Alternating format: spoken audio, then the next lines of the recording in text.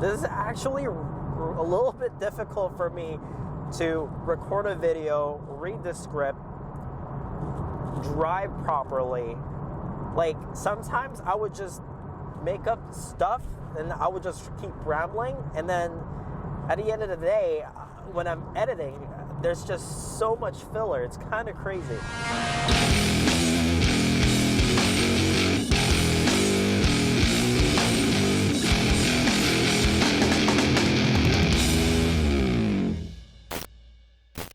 What is up, underdogs? It's me, your boy Eric, and welcome back to another 370Z Year 1 Modless review video. And holy crap, that's a mouthful. But on this video, we're going to be talking about the suspension and handling mods that I've installed on my daily driven Z. So my 2017 Nissan 370Z is currently lowered with Swift SPEC-R lowering springs. So yeah, I didn't opt into getting on $2,000 coilovers. Eric, why would you be spending $2,000 on coilovers? Well, I want to do it right the first time. I'm not going to cheap out if I was going to get some coilovers, but my mind was set to lowering spring. Let's talk about installation. In my experience, it was 6 out of 10. 6.5 out of 10. Rear springs installation was fairly easy, straight to the point, you know, take out the old ones, put the new ones in. If you're planning to DIY this,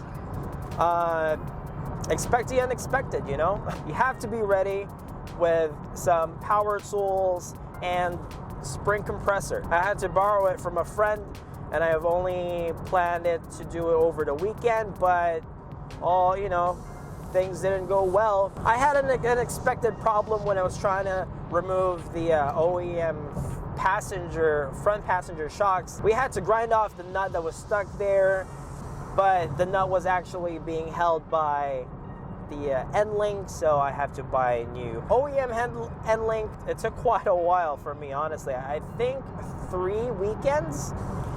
Yeah, you know, for $164 Canadian, it did the job well. I mean, it lowered the car approximately 1.25 inches on the front with a 10K spring rate and an inch at the rear with a 10.5K spring rate. So now the car has a lower center of gravity.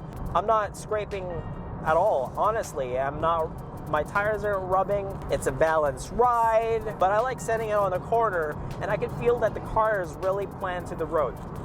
So for $464, that's better than getting in debt for $2,000. But then again, you lose the adjustability. Sometimes I think that I want to lower it more just because there's a small gap there, but roads in here are just bad. I'm not gonna scrape my car for that. No, thank you, sir. Apparently in the forums, you will require rear camber arms to get your alignment right on the rear.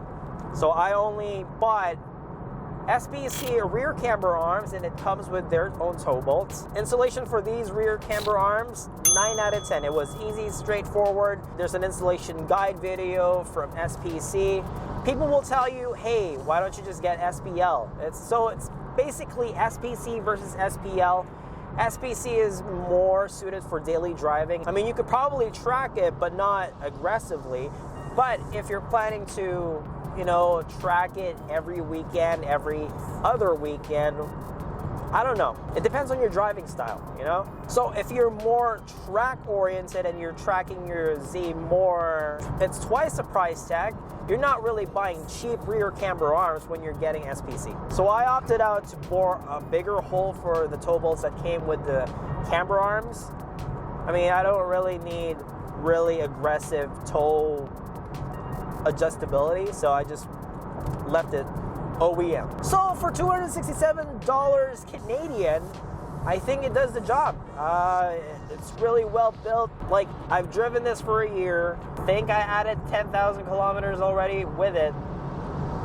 No complaints whatsoever. No abnormal tire wear, so I think my alignment in the rear is still good. So if you think this video helped you answer a little bit of your dilemma on what lowering springs or camber arms to get, leave it a like. That would be great for me and for this channel to grow, because that's That's how the algorithm works. And if you haven't subscribed yet to my channel, please do go down there, hit that red button, make it gray, and hit the notification bell so you get notified when I'm going to be releasing new 370Z vlogs or review videos. And I want you to tell me what's your current setup for your suspension.